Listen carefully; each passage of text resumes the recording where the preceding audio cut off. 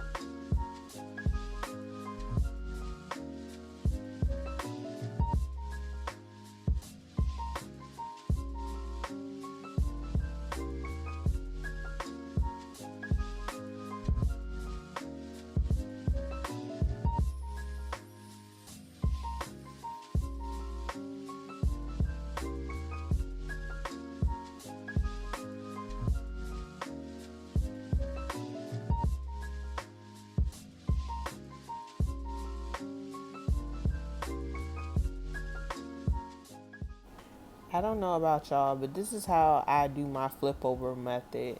Like, to get the track to lay down really, really flat.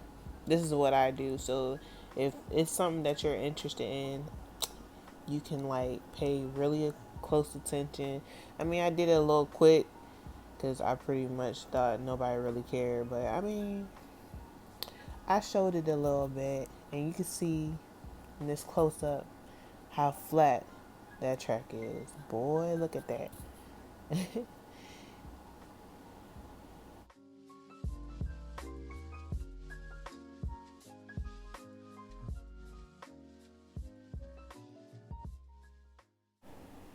Alright, so I decided to go ahead and crimp this hair. I'm going to list the product and the iron that I'm using below.